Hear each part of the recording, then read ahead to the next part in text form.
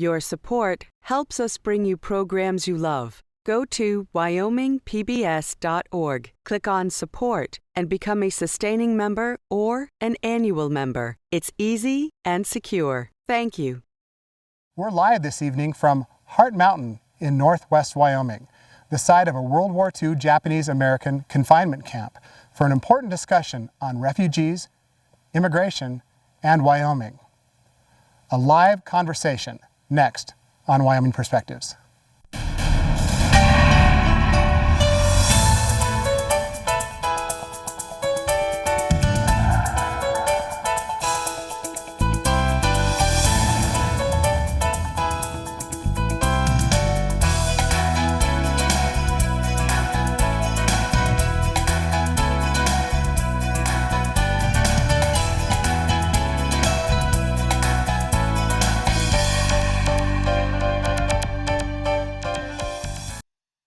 I am Brian Liesinger, the Executive Director of the Heart Mountain Interpretive Center.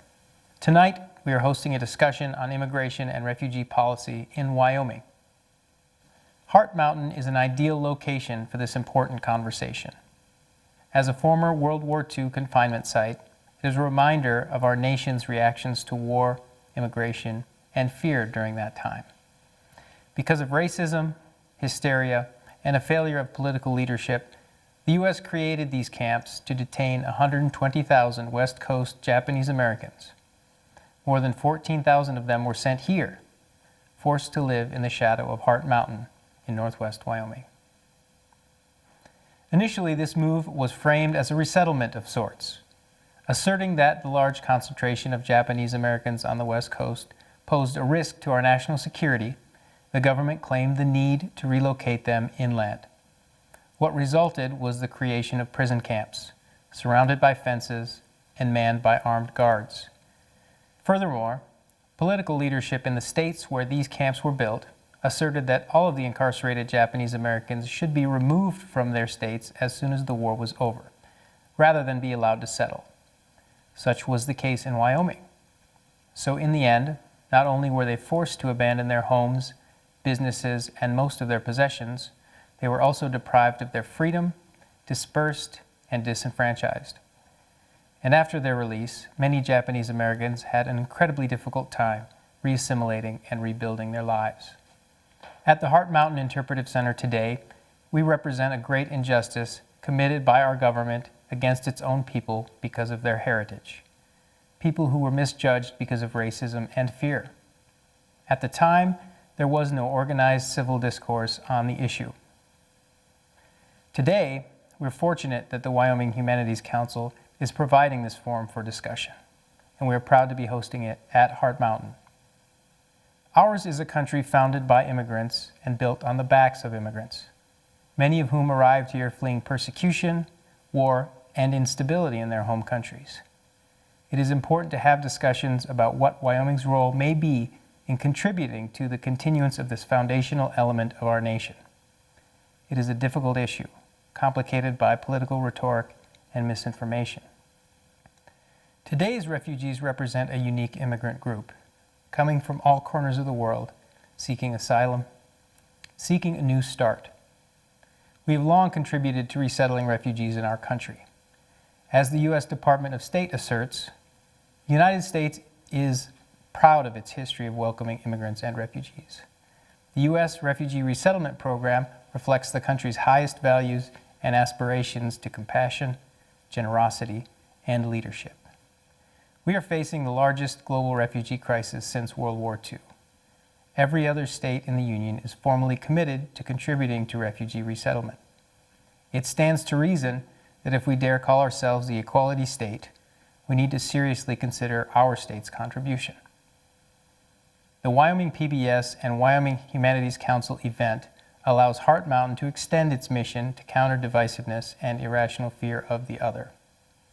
These conversations, with engagement from the public, will help us all develop not only a greater sense of 21st century cultural literacy, but what I hope is also a better understanding of the greatness we can continue to achieve by being a diverse and inclusive nation. And we welcome our viewers to our live discussion on immigration and refugee policy in Wyoming. We're live in the theater at the Heart Mountain Interpretive Center, and we're thankful for the staff here at Heart Mountain for their hospitality this evening. One of our primary missions is to provide a forum to discuss issues important to our state, and our hope tonight is to do exactly that, to facilitate a discussion on current national and state refugee policy and immigration policy. We hope to take stock and cast light on a debate that is growing even louder, with committed and sincere advocates on both sides of the discussion. Our guests this evening will provide perspective through their experience and their expertise.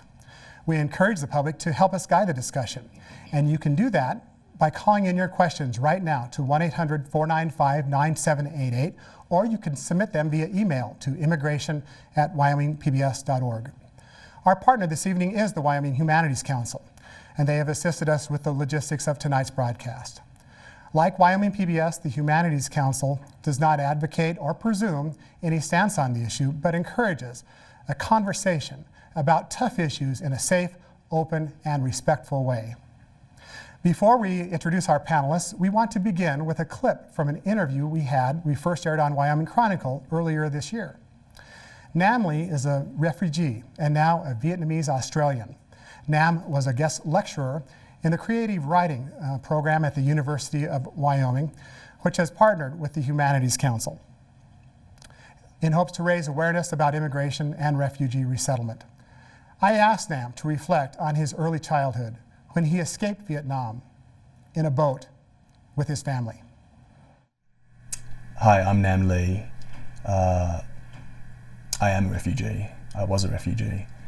My family was involved in the Vietnam War in the 60s and 70s, and as a result of it, when things went downhill, we, like millions of other Vietnamese, fled the country. You know, we were in trouble. My dad was in labor camp for 3 years.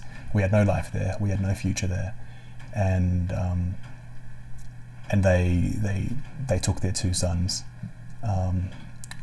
on a boat that was barely river-worthy, let alone seaworthy, at great risk to their lives, and left behind the only place that they knew and loved.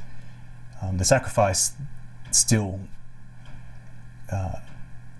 amazes me every time I think about it, and the older I get, I think about it more and more. Just what was sacrificed, what was left behind, and perhaps the only thing that is commensurate with that in how it astounds me is the fact that when we were in trouble, Australia let us in and took us in and looked after us. They had no reason really to do it. They had a lot of reasons not to. They didn't know us. They didn't owe us anything. And yet they took us in and they showed us great generosity, and you know, it still does boggle me when I think about that. And it's not really something that gratitude can cover. You know, it's too big for that. But what it does bring home to me is beyond the politics and the policies and the very legitimate notions of sovereignty, of border protection, of cultural preservation.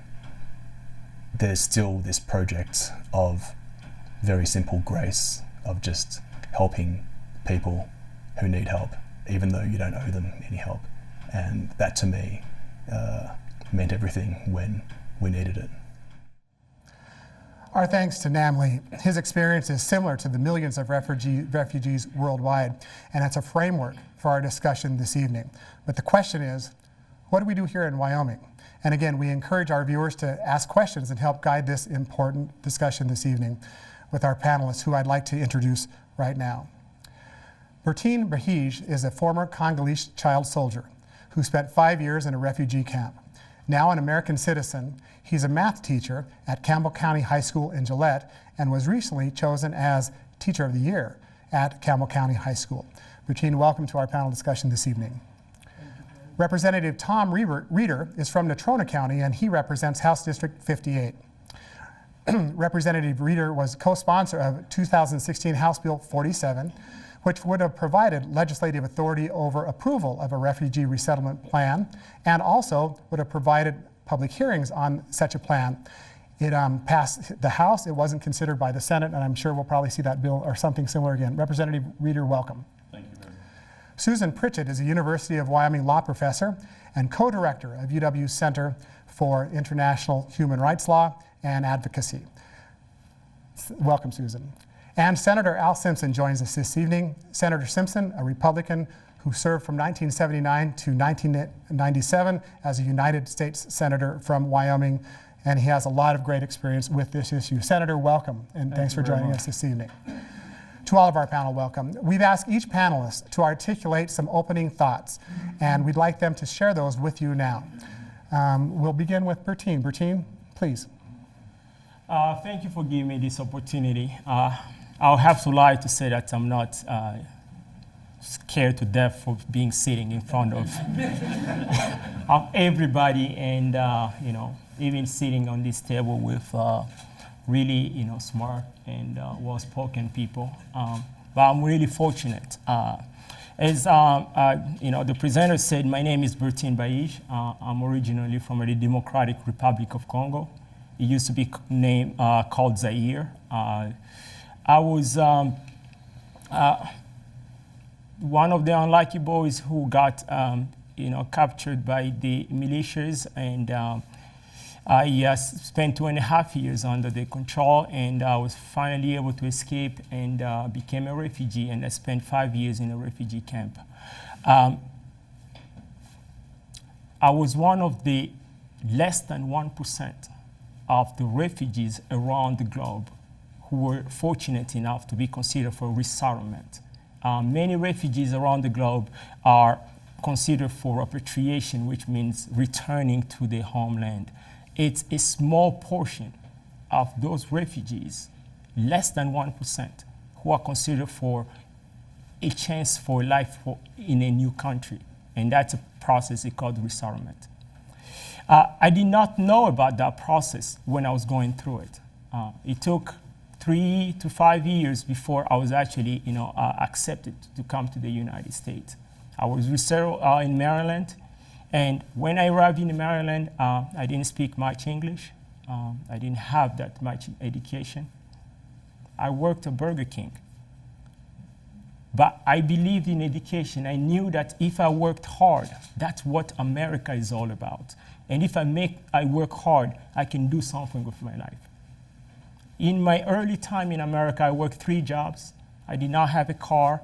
I had to ride a bike back and forth. But I had to figure out time in there so I can start learning again. I was fortunate enough to make it to the University of Wyoming, where I got the scholarship. I graduated there with a double major of mathematics and mathematics education. The funniest way is that I met my wife there. She put this big old chain around my neck and dragged me to Gillette, Wyoming. Please don't tell her that, because she's not going to be too happy with me. But she was my savior. We are both teachers in Gillette. This is my 8th year. She teaches kindergarten, and I teach high school math. But the reason why I started this conversation, Wyoming is the only state in the United States that does not have a refugee program. And I was just curious to know why was that. And that prompted me to ask that question to the governor. And I never got an answer for that reason. But the conversation has soured. It has soured to the point that it turned into intimidation, death threat. Somebody had dropped, a packet of bacon in front of my house because they thought that I was Muslim. And I hope that today the discussion and the conversation will turn more into the issue. What about the issue of refugees? What is the role that Wyoming can play in that? And I hope that we live here today understanding that all refugees are not Muslims. And all Muslims are not extremists. and how us people in Wyoming can start those conversations and find a place where we can be comfortable with the decision we are making as humans. I'm a proud American. I got a chance to vote for the first time in my life during the 2012 elections. And it gave me hope that I can call this place home. And all I'm trying to do is establish a conversation that have soured so much, that have begged us to talk about culturalism and diversity. For the sake of my little girl who's 5 years old, who will be growing in our communities and who have to live with the discussion that we are having that have nothing to do with the actual question that we posed a long time ago. What is the role of Wyoming, if any, in terms of refugee resettlement in the United States? Okay, thank you very much. Representative Reeder. Thank you, Craig, and thank you for the opportunity of being here tonight.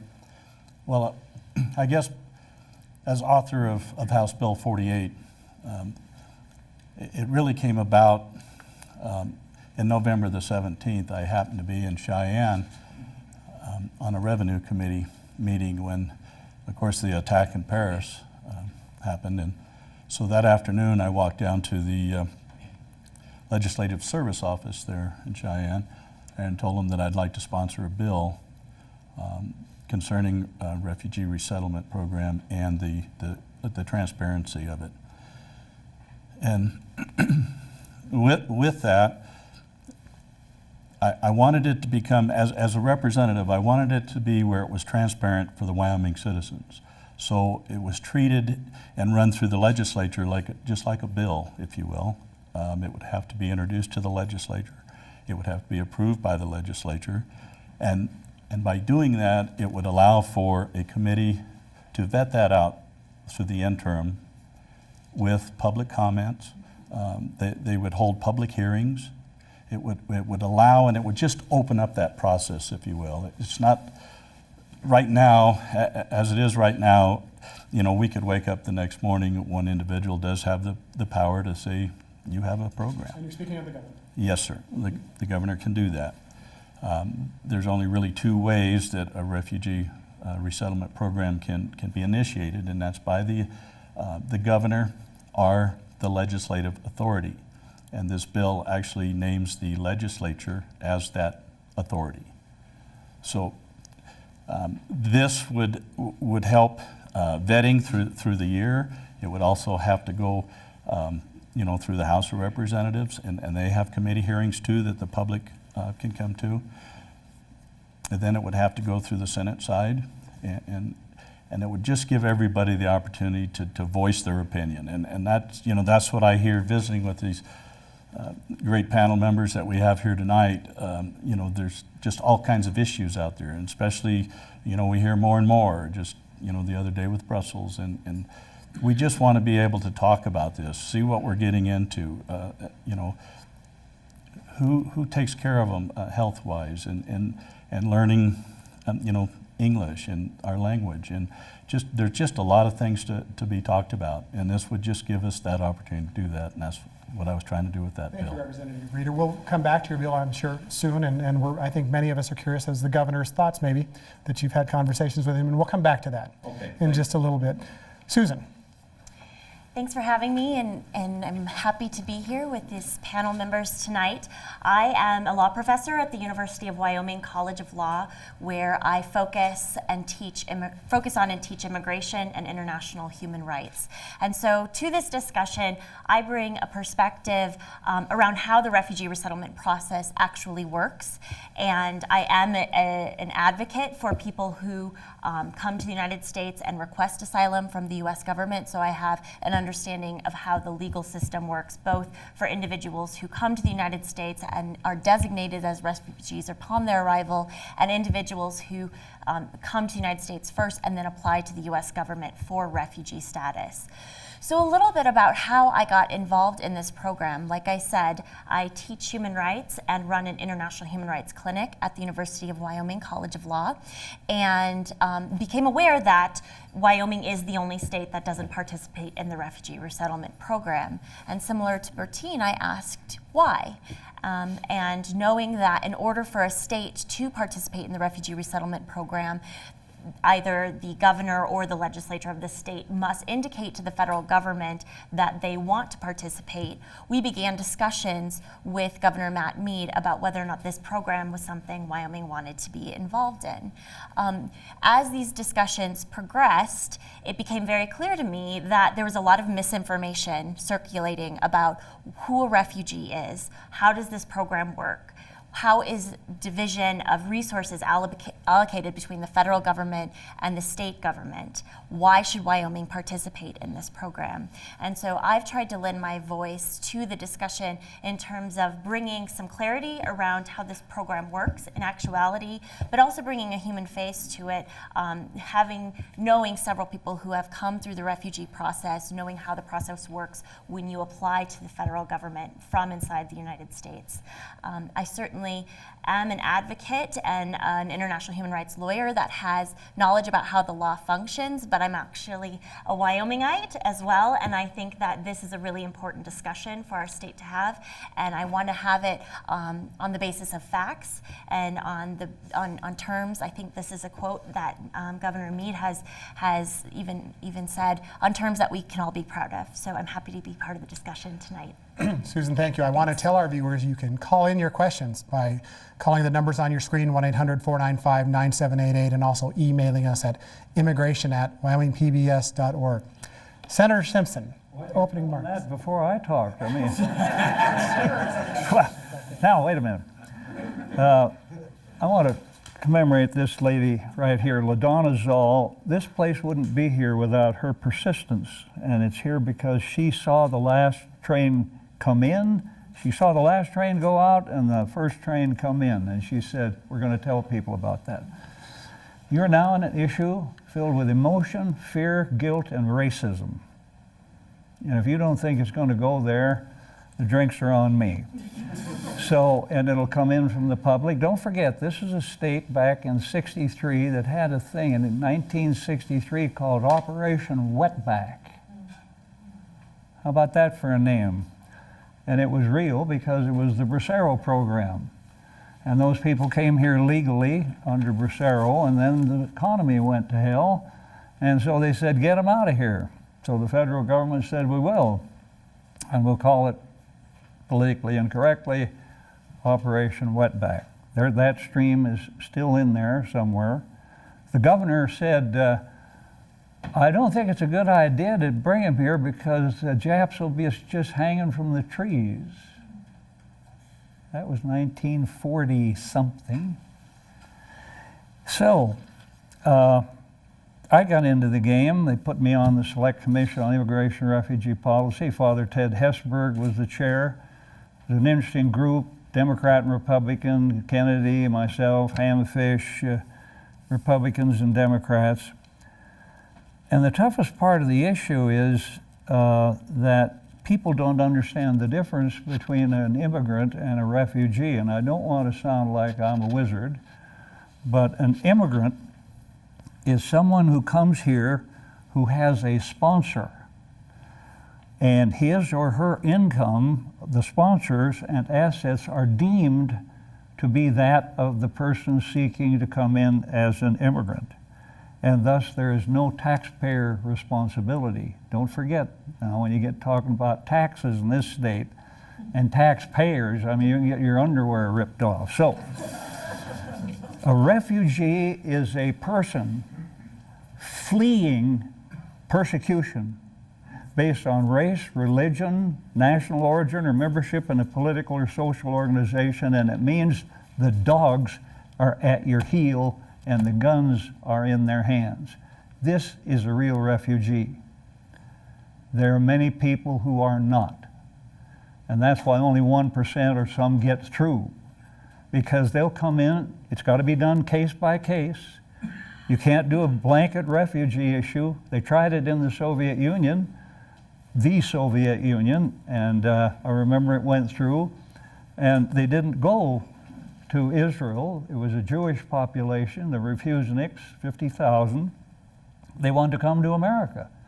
If you are a refugee, the minute your foot hits the land that you just are trying to, right next to the place you're trying to get free, you're home. You don't get to choose between Israel and America and London and Germany. That doesn't work. That's not the true definition.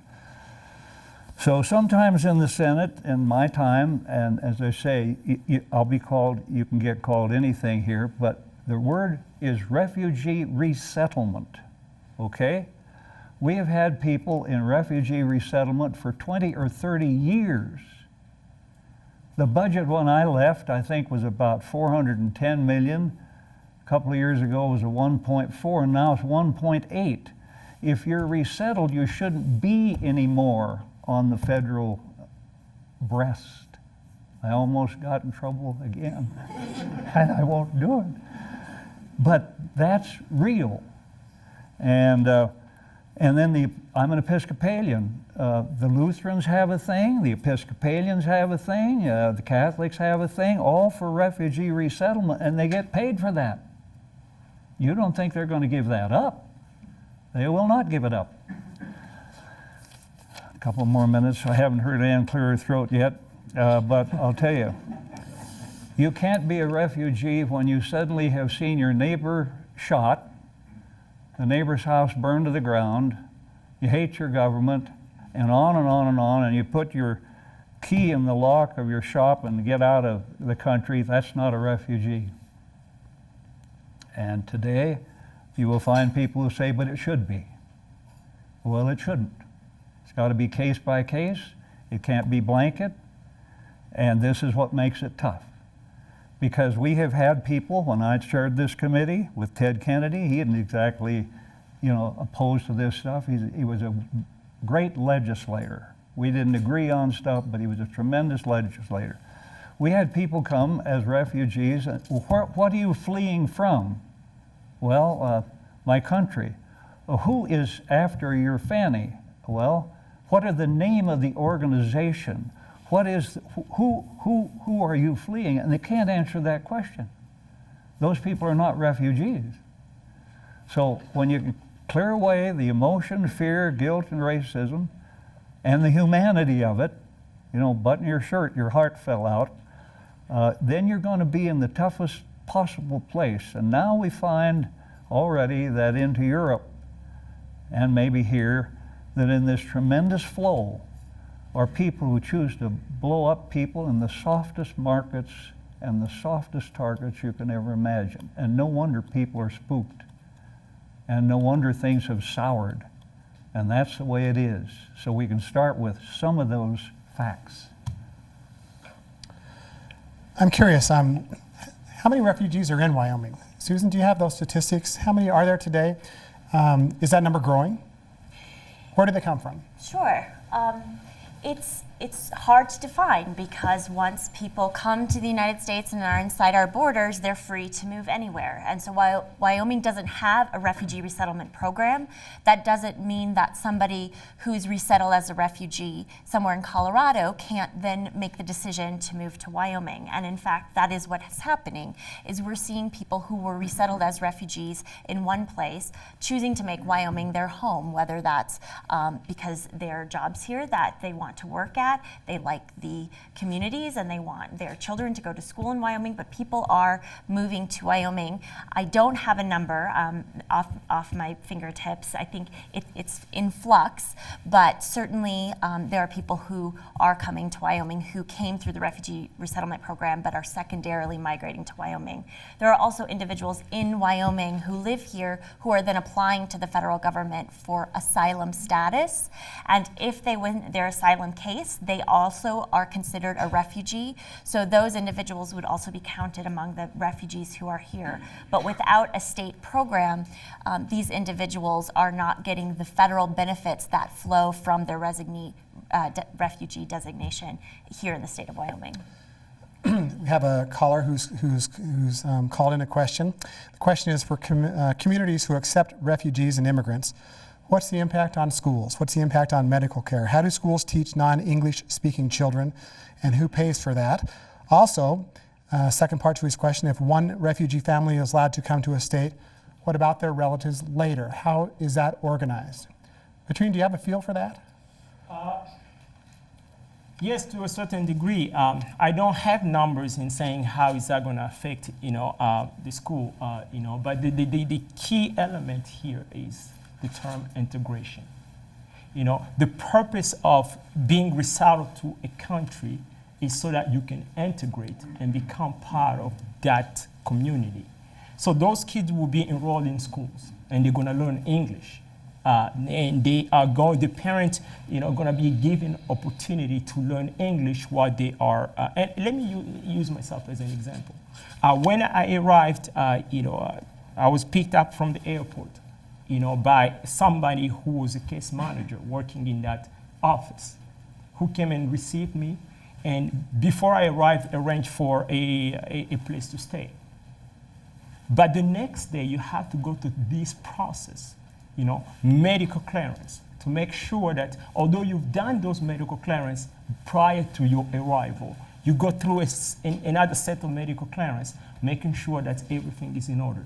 You have to get an updated, immunization, so that we make sure that it's updated. You get a training into a work program. And they are making sure that they are putting you in work as soon as possible. As I said, I did not have, the qualification. Do we know a dollar value, what it costs to give the assistance that we're talking about to someone like Patrine? I think that the average cost, actually, the federal government has an office called ORR, which stands for Office of Refugee Resettlement. It's under the Department of Health and Human Security, but they reported in their 2013 budget that they spend approximately $4,797 per refugee annually. But as Bertine mentioned, there is a huge emphasis on self-sufficiency, and refugees after the initial resettlement period are encouraged to become self-sufficient to the extent possible on the from the government. And there are usually job training programs and ESL language programs in place. That office, the Office of Refugee Resettlement, also has money, federal dollars, to give to local school districts to help with integration and language classes. So there is some federal funding behind that to assist with integration. Representative Reeder, I'd like to go back to your bill, if we could. Some people view this as a power grab from the governor to take over perhaps what some view would be his role. But you've had discussions with Governor Mead about your bill. Can you share those with us? Certainly, Craig, and I did. After the bill was introduced this session, which took 2/3 vote to get it introduced on a budget session, I did call the governor's office and ask if I could have some time with him. He did send 2 escorts up for me and escorted me down to his office, and where I got to visit with him one-on-one about it, and I explained the bill to him.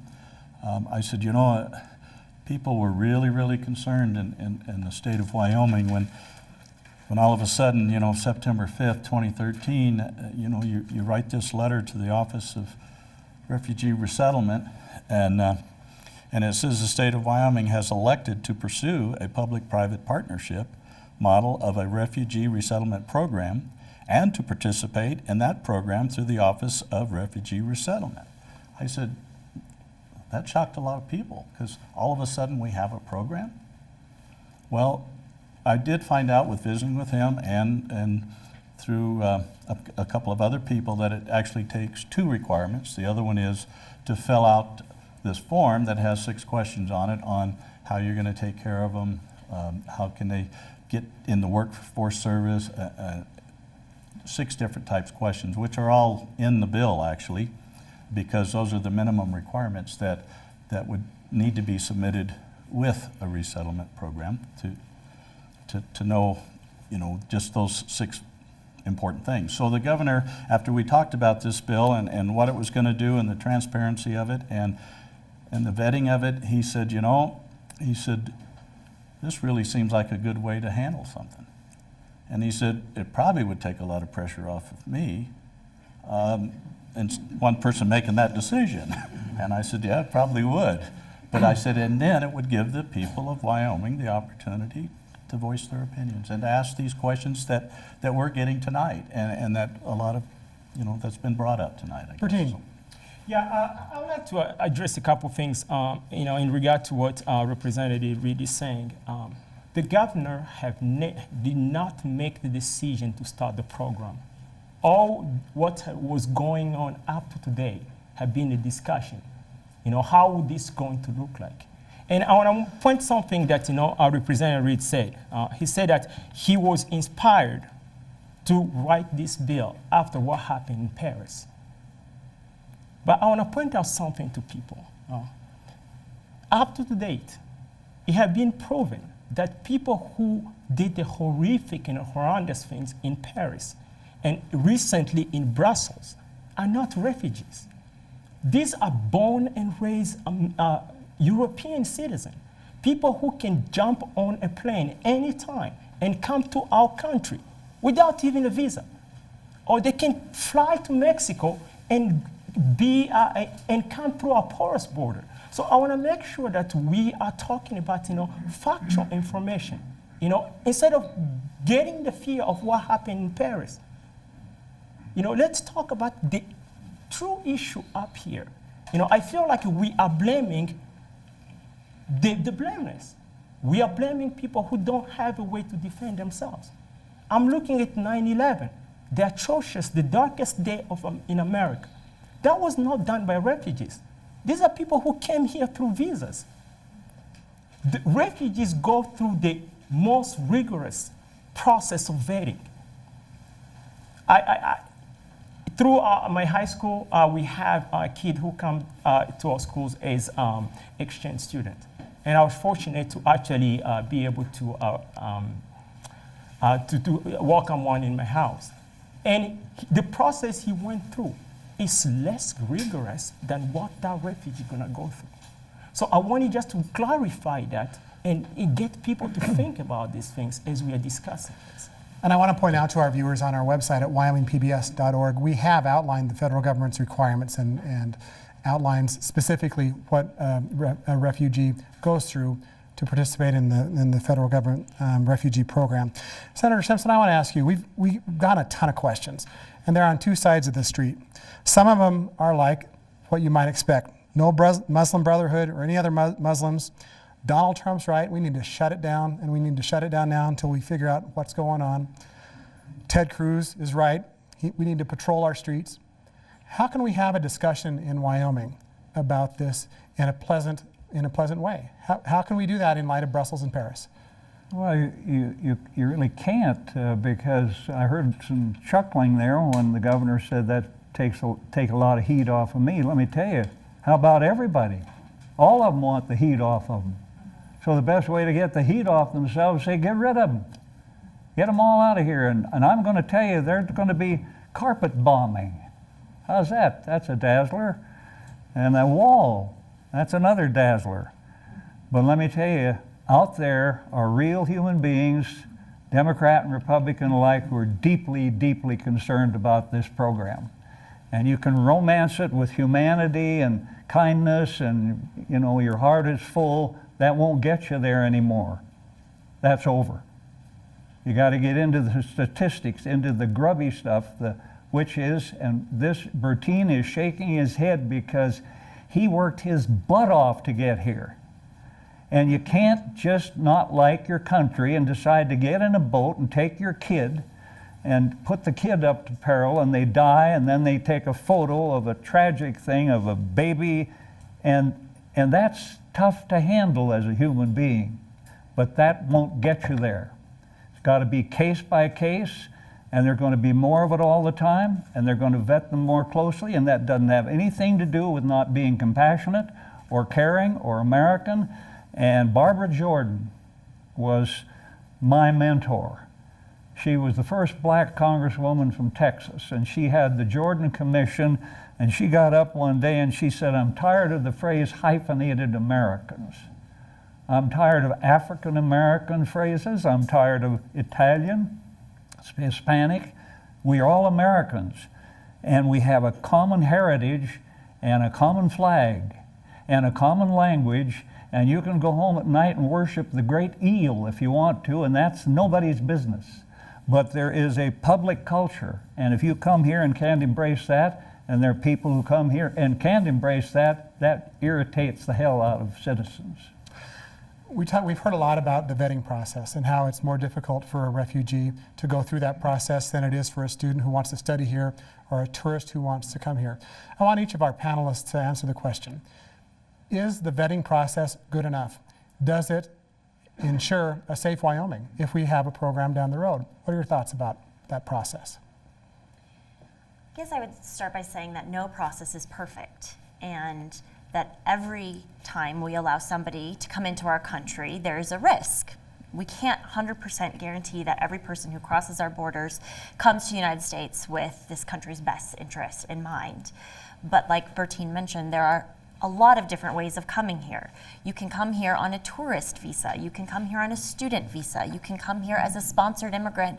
You can get to this country illegally by coming across a border without authorization from the federal government. The question is, what level of risk are we willing to tolerate to help those who have been persecuted and can't stay in their home countries? And while the program that's in place probably isn't perfect, and I know that it's currently undergoing a high level of scrutiny because of this heightened fear of terrorists using the refugee resettlement program as a gateway to come to the United States, I still think that it is highly, highly detailed. It takes many, many years. It's probably unlikely that a person who wants to come to the United States would come through this program. There are a million other ways to get here besides the refugee resettlement program. And at the end of the day, I think that the risk associated with allowing people to come to this country, which our Congress has decided to do, it's given us multiple categories for non-nationals to come to this country. We are indicating that we're willing to bear some sort of risk in order to do the right thing. Representative Reeder, you've learned quite a lot about the refugee resettlement program in the recent year. Can the vetting process work? And to you, can the Wyoming legislature have cordial discussions about a future refugee resettlement program? Well, Craig, I guess to answer the first part of that question, you know, something that really came up, and it was March 15th here, just a week ago or so, was a testimony from the Inspector General, John Roth, that I'm looking at here, but it was before the Committee of Homeland Security and Government Affairs, that you can find it on the website or whatever. But the bottom line is 15 pages that they go through where they found a lot of the faults where they're not vetting the people properly, and there are some security risks. And the statement at the end and conclusion was, we can't really say that we are vetting all these people properly, and there are security risks. So hopefully that answers the first part. The second part, I think the way that the legislature is structured and the experience that a lot of people that are on the committees have would bring these questions out. And not only that, I'm impressed with the people that come before our committees and just how knowledgeable a lot of them are. And they've done a lot of study, a lot of homework, which makes us study a little harder and go find, are they really telling us the truth? And they are. And so, yes, I guess to answer your question, I think it could be done through the committee process. Bertine, you understand that process better than any of us here. Can people slip through the cracks? You've studied it after you've been here. You're very passionate about it. Are you concerned about it? You know, I agree with the other two panelists. No system out there is perfect. The question is finding where are the issues and let's solve them. I don't think that the issue is saying, okay, this, we are unsure about this part of this process, let's shut it down. Because, somebody can stand up and argue and say, hey, what is the process about vetting, students who come here on student visas, who come from those countries that, we are fearful about? What is the process out there, Because I can tell you, just for looking at those two processes and watching the unfortunate result, that people who flew planes in in the Twin Towers came through the visa, student visa process, and we don't have up to date, and somebody can correct me if I'm wrong, a refugee who came through the refugee program, who have, actively carried out, any sort of attempt on our lives as Americans. So am I saying that program is, bulletproof? Absolutely not. We can always improve on it. But we have to look at our immigration issue as a whole and figure out what are the issue, the part about it that we can fix. But I want to point out something else. I think the conversation have unearthed something about our culture in Wyoming, where we feel somehow uncomfortable with something that looks different. And I really would like us to look at that. What about us that makes us, look at what looks different, uncomfortable? And is there anything that we can do? Because I think that is actually a bigger issue than the whole issue of refugees. Senator Simpson, real quick, the vetting process. What are your thoughts? Well, it doesn't work. It works for the gentleman like this, but it doesn't work. It can't work when 2,000 people come in, or 15,000. That's crazy. Anybody believes that? That's nuts. And so look at Merkel. She's taken some real hits in Germany. Europe is in chaos because of this. But we have to do something with the visa waiver program. That was a sweet thing we did. I was there. Let's give everybody from a certain country that loves us, just waive their visa. Well, that's about using your brain for a toxic sponge. So, got to get rid of that. Got to look at student visas. No wonder universities, Harvard, when I was there, I couldn't have gone into Harvard if I'd picked the locks, but I was there. And I said to the president, why do you fight all this? And I said, it couldn't be the money you get from the foreign visas. Let me tell you, it's big, it's huge. At Harvard's, it's huge. It's Trumpish huge, whatever he does with it. But it just doesn't work. And on case by case, when we started this program, he had it right. Bertine had it right. He was less than 1% of the people that got in here under the refugee program. Just because you have a big heart doesn't mean you try to break that program down. The reason these people aren't getting in and they say, I'm a refugee, and then they take a picture of them, and then they go on and do this, that won't work anymore. You got to get rid of that and go gut stuff case by case. Curious, what kind of numbers are we talking about? If Wyoming had a refugee resettlement program, not every community or city would be capable of hosting refugees with transportation, other infrastructure issues. So what kind of numbers might Wyoming be looking at if we had a program in a community? Are we talking a few, a dozen, 100? Do you have a feel? So I can speak to that. In order for Wyoming to have a refugee resettlement program, we need usually a VOLAG, which stands for Voluntary Resettlement Agency, to also step up and be able to operationalize the day-to-day resettlement pieces of this program. And that means they're there to help with housing, they're there to help with job training and helping refugees find jobs. And so in order for VOLAGs to operate in communities and in order for a state to be accepted into the refugee resettlement program, there needs to be a number of things that the federal government is satisfied with. And that includes the fact that there are job opportunities suitable and available for somebody who is new to this country and maybe struggling with the English language or having limited English capabilities. There needs to be transportation. Most of these people either don't drive or certainly don't come with vehicles. Language training, community support. And so it's a two-way street, right? The federal government wants to resettle refugees into states, but they want to make sure that the states have communities that are capable of hosting them and giving them an environment in which they can thrive and survive. And so Wyoming is a sparsely populated state. We don't have big cities with major bus systems. And so it's likely to be a very small number. And while that would be up to the federal government and the VOLAG who administers the program to decide on that number, when we were really talking about the operation of this program, it was less than 20 people in a given Wyoming community, of which one hasn't been identified. I know there's been a lot of rumors about which city or town in Wyoming would be the resettlement site. That hasn't been chosen, and the numbers of refugees hasn't been settled on, but just given the logistical challenges of doing resettlement in a sparsely populated state with small cities, it would be a number probably less than 20 to begin with. A number of people made the comment that Wyoming is the equality state in the questions that we've received tonight. But Representative Reeder, I'm curious, do you project in your research, well, two things. One, does any state do it right that we ought to be looking at or modeling? And number two, do you expect this to impact Wyoming's budget, state dollars? Well, first of all, from my research, I'm not sure there's any state that's really doing it right. You know, you hear problems in all the different states that have the program, and I guess that comes with the territory, so to speak. But I mean, there are differences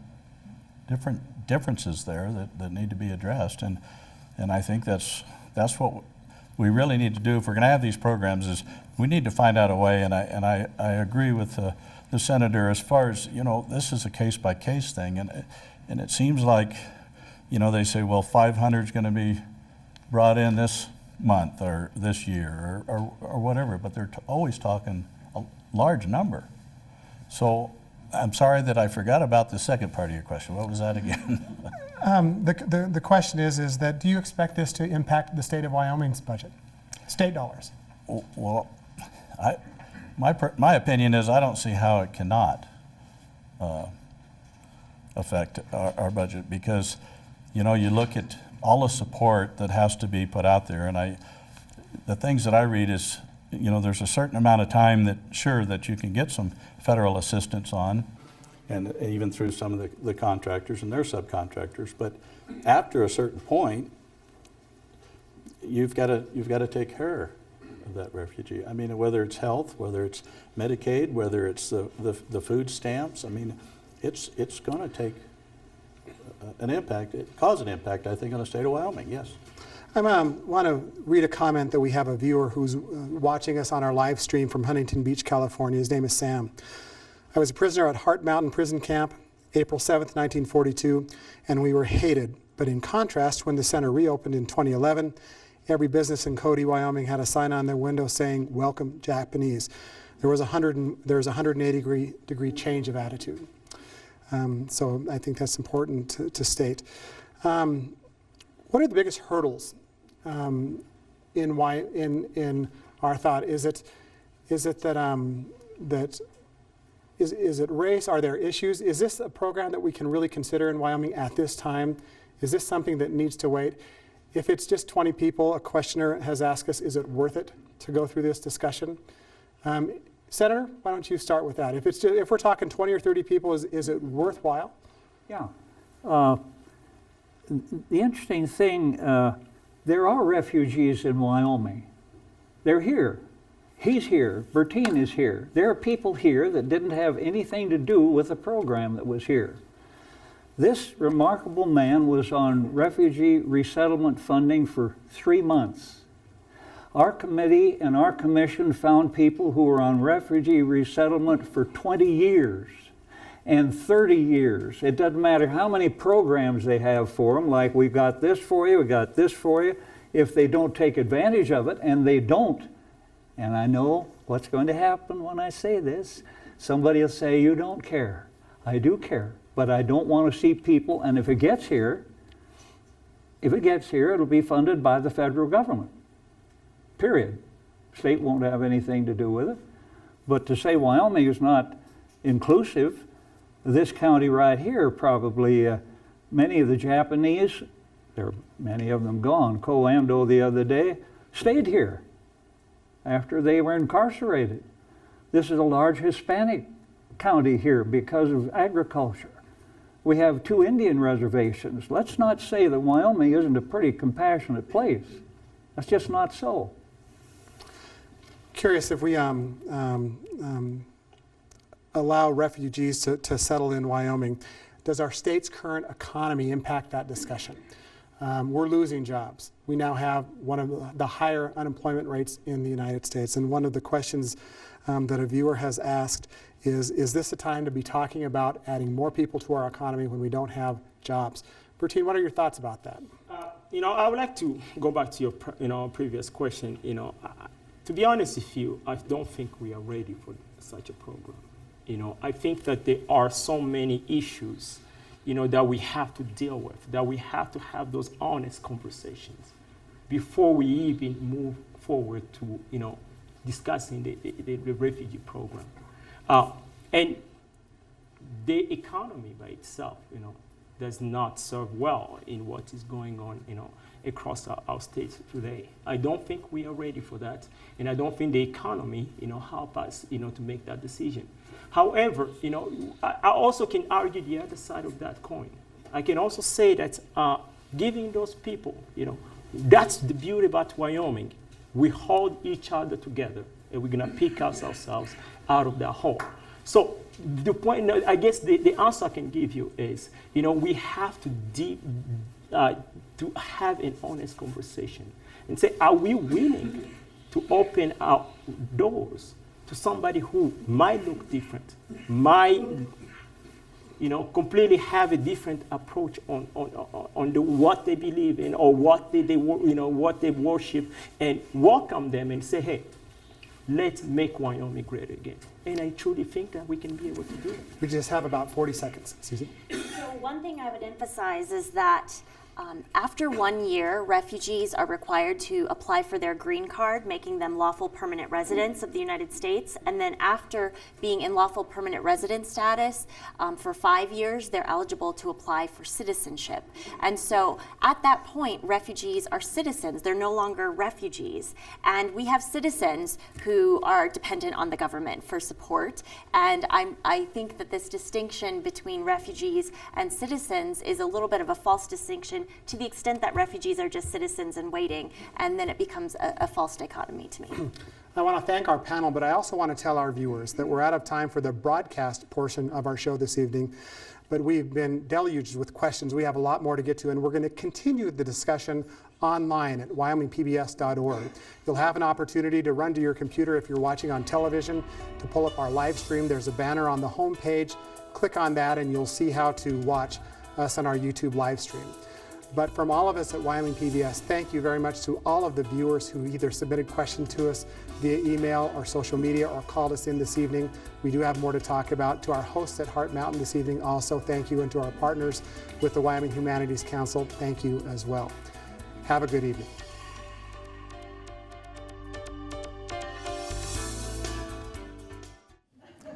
I'd like to continue our discussion. We're live streaming at wyomingpbs.org, and we're discussing primarily refugee resettlement policy in Wyoming. We have a good panel assembled with us tonight. Lois called from Riverton, and I want to remind, we do have a live studio audience here. If you have questions, write them on your card and get them to Shannon in the middle of the room, and we'll be happy to ask your questions here. Again, what are the numbers of refugees moving to Wyoming from Colorado? Are they on welfare? And statistically, do refugees hamper our welfare system, our social support programs? Are they more of a drag on our programs than other citizens? I don't know if anybody else has numbers on the number of refugees moving from Colorado. I certainly don't have those numbers at my fingertips. I could quote some statistics about how refugee men between certain ages are less likely to be unemployed than American men. Statistics indicate that during 2009 to 2011 period, refugee men ages 16 and older were more likely to work than their US-born counterparts at 67% versus 60%. Refugee women were as likely as US-born women at 54% to work. Those statistics maybe sound contrary to Senator Simpson's studies that found that many refugees stay on public welfare benefits for years beyond the initial 3 months, which is the intention of the program. So it's one of those cases where you can find statistics to support either side. What do we know about crime and statistics with refugees, if anything? I have some more statistics on that, and to Share the them with us, extent please. that immigrants generally are less likely to be criminals than native-born. Immigrants are incarcerated at 1.6% of males versus native-born at 3% of males.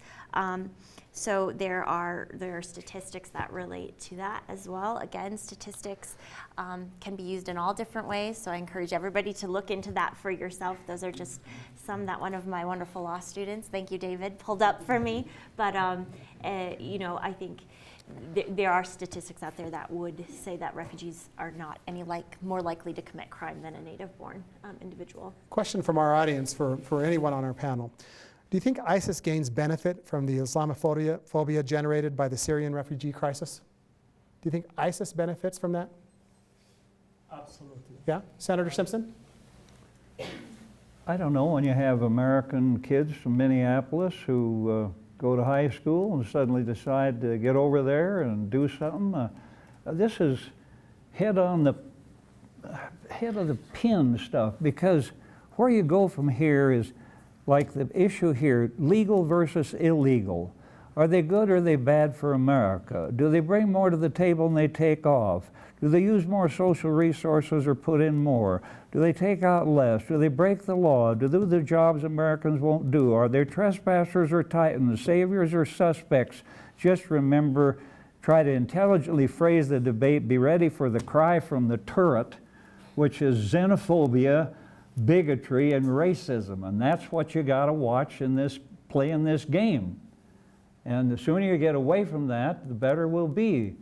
But there's no way to answer those questions. How do I know what some nut kid who goes to high school in Minneapolis and suddenly decides to put a girdle on himself and go to a restaurant with babies and old ladies and blow himself up? Dizzy bastards like that have no way of existing in my mind. Get rid of them. What about partnering with other states? Representative Reeder, I'll ask you, have you considered that? Are there opportunities within the federal system to, you know, recognize that Wyoming's a small state and may not have resources that other states might have, to partner with other states? Is that even a possibility? Right now, we got the worst jobless rate in the United States, so I don't know why they'd want to come. I mean, that right today is a statistic. You know, Senator, I'll give Bertina a chance to ask that. We talked about that. Sorry, I always blabber into it. On camera, and Bertine was discussing jobs that maybe Americans, his brother is one, may not want to work. Bertine?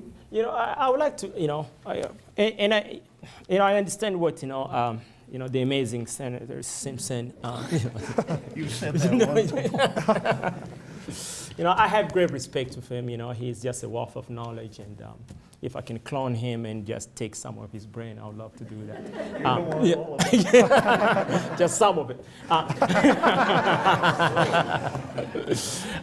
You know, I think that, you know, we have to look at, refugees when they come here, they're not expecting much. As I was saying, when I arrived here, you know, I didn't expect to become a teacher and work in a classroom and get, a classroom job. You know, I didn't have the education for that. I didn't have the English. You know, I started working at Burger King. I couldn't speak the language, so I actually have to carry the trash out. And to me, from carrying the trash out to actually be able to be allowed to move on and start making burger was an accomplishment. From there, to actually be allowed to start taking orders, in front of people and communicate with people, understanding what you want. During a rush hour, it's 11 o'clock at Burger King, you want your burger right now and you want your change done right. That is a skill. And from there, going to the drive-through where I have to listen to somebody, actually be able to provide the person who's at the window with the service and making sure that I'm giving the correct change, it's a skill in itself. So there are jobs out there that as an American, sometimes we don't want to do. That refugee is fortunate to actually jump in there and do. And we can give them that opportunity to actually build themselves up as long as we structure our system and say, hey, this is not the bottom. This is not your top. That's what America is about. You can dream it and you can become it. You know, somebody have asked me, you know, are you that special to be able to have a master's degree today from where you came from? And I'm like, no. It's thanks to the, you know, the American who took me along and said, listen, you have the skills. If you work hard, you can actually achieve it. So to answer your question, you know, I have, you know, a brother who got resettled here, and he has a job, you know, at Walmart right now, you know. And although we are losing jobs, you know, and I'm scared to death because once we start losing those mining jobs in Gillette, Wyoming, we're gonna lose people who lives in there, which will in turn will cut teachers. So everybody gonna be affected, you know. And I'm gonna tell you that right now. If that was me, I'll take my jacket off, and if that means Burger King again, so that I can feed my kid, I'll do that. I'll do that. I'd rather running for president. Bertine, thank you. Representative Reeder, I wonder if you have a feel for this question. I'm not sure if it came from an audience member for one of our callers. But the question is posed first with a statement. Last year, Wyoming citizens were polled, the caller or the questioner said, and that 90% said no to refugees in Wyoming. So why are we going against what Wyoming citizens want? One, do you have a feel whether that's an accurate statistic? Have you thought about that, or have you heard those types of numbers?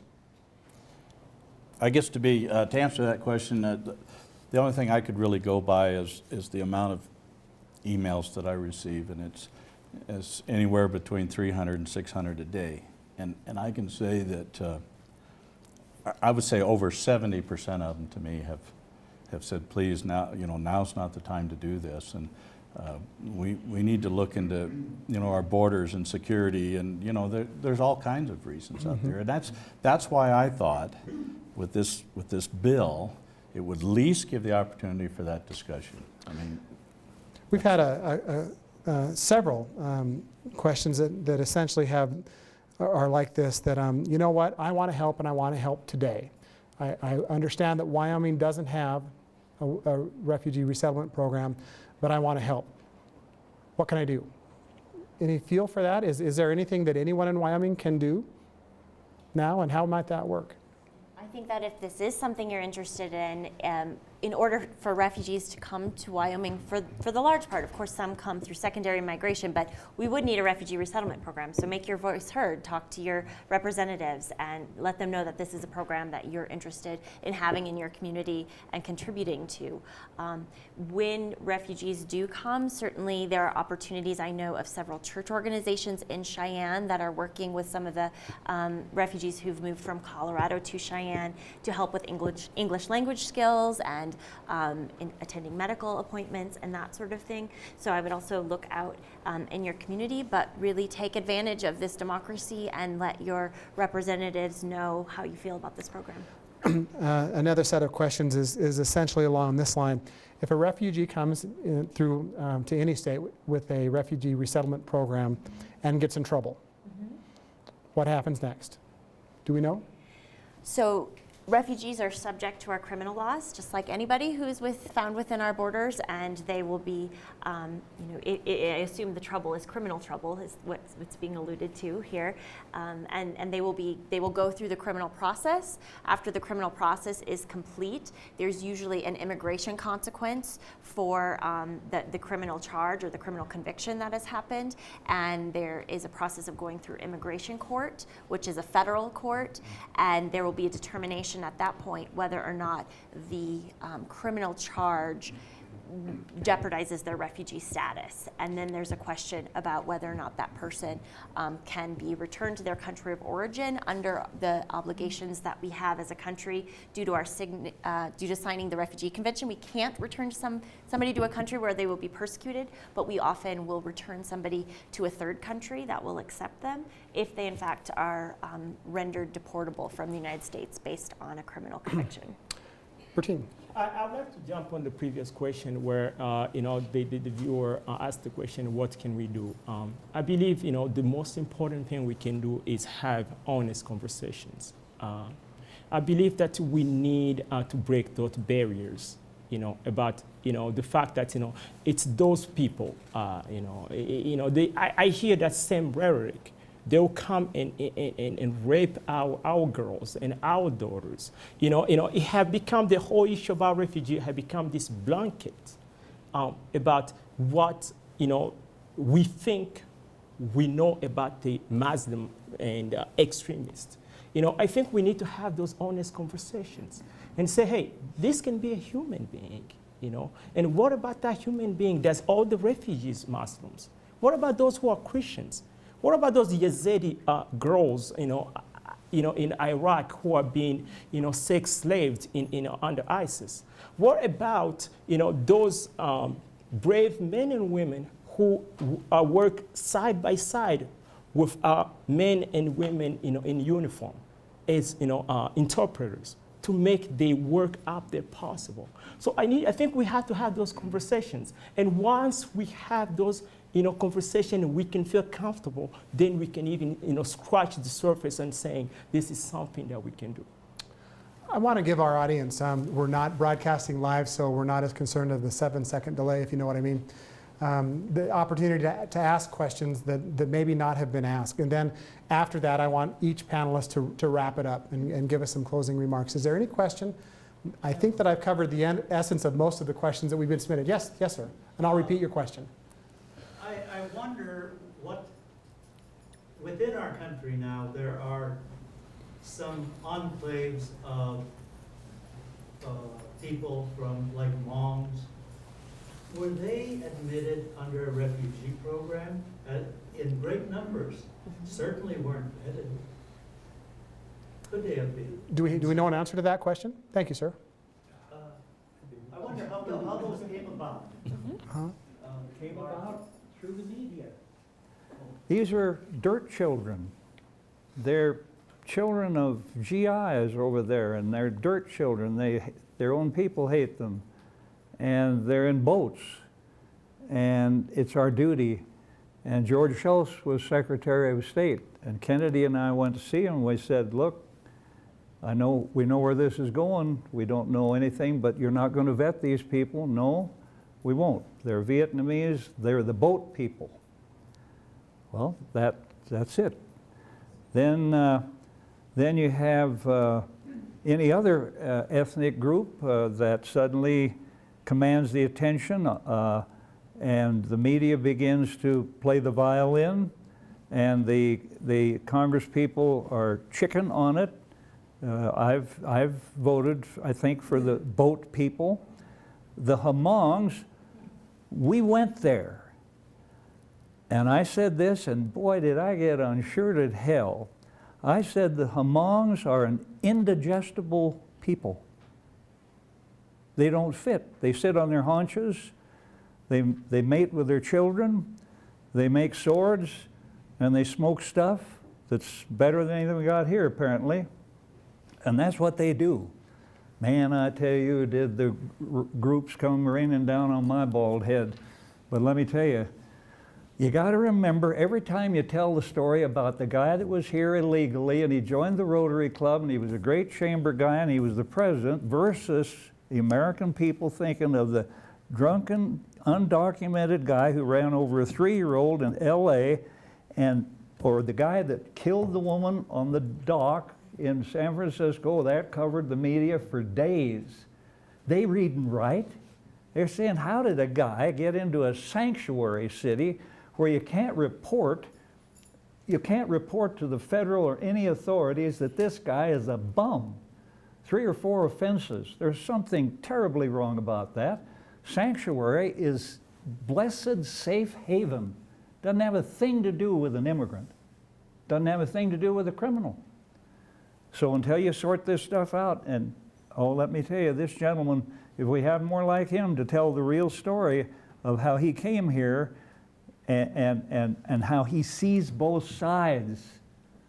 And there are people in this game who don't see both sides, and that's how you can really irritate people, by bringing up both sides. It's tough, and you get called everything. I want to give each of our panelists an opportunity for some closing remarks, a couple minutes each or so, but let's just go down the line. Susan? I think this is still an open question in Wyoming. I don't think there's an easy answer. It's not a black and white issue, and we certainly have learned that through the course of these conversations. But one thing that has been revealed is that there is something here. We have such divergent viewpoints on what the right thing is to do. What are we afraid of? What does it mean to bring those who have been persecuted here to our state? Who do we have a duty to help? Do we have a duty to help citizens before non-citizens? What is the morally right thing to do? None of those are easy answers, but I think it's an important conversation to have, and I hope this is the first of many conversations to come about that. Representative Reeder, closing thoughts. Thank you, Craig. Well, I guess just in closing that I have really, really enjoyed sitting on this panel and actually have learned quite a bit myself just listening to everybody here on this panel. So I too would say, this needs to be talked about some more. I mean, it can't just maybe end, but some real discussions, and like I say, until we get some of these things worked out, I don't see us going ahead with any type of a plan or anything at this time, but I think discussion should continue. And you're willing to continue working then? I am, yes. Bertine. Well, I would like to say thank you for giving me the opportunity up here to come and talk to you guys. This have been quite a tough past few years. I was actually, as I was visiting with all the panelists, I was telling them that I'm actually scared to open my email when I get home today, because I know I'll be getting the hate mails. That is a given. So what I'm asking you guys to do is let's start that honest conversation. Can't hear you. Let's start the honest conversation. Okay? Let's talk about diversity in Wyoming. Let's talk about multiculturalism in Wyoming. Okay? Let's have an honest conversation that is not about pointing fingers. Let's talk about facts. And let's put the fact on the table and let's make an honest decision about it. Because what I'll get on Facebook and email has nothing to do with facts. Nothing to do with fact. There's a gentleman close to here who gets on his online radio and he will be saying, and I'm a human. I have kids I'm raising, And there are times I have to walk around and asking myself, why did I open my mouth? I could be that great math teacher and nobody could have ever known about my past. But at the same time, I think that that's not truly what I am. I am part of that past. And that past makes me who I am today. It helped me be that great teacher. It gave me that compassion for those kids. It makes me kneel next to that kid and say, guess what? I came from a worse place than where you are. And if I can do it, guess what? You can do it too. So let's have that right conversation. And when we see that online, because it can be your neighbor, let's tell them, let's stop this conversation that has nothing to do with the issue. Has nothing to do with the issue. Let's discuss the issue.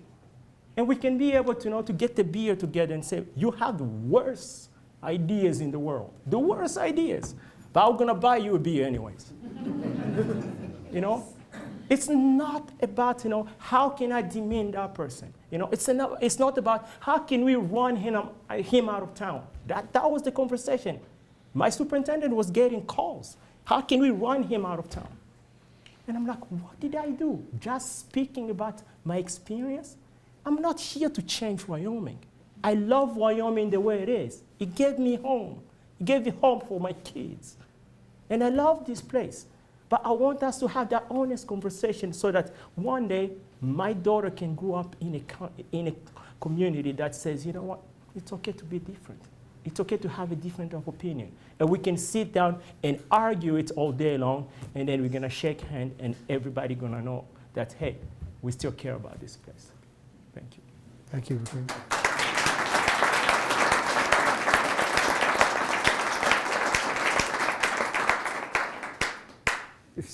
You thought I was through. No.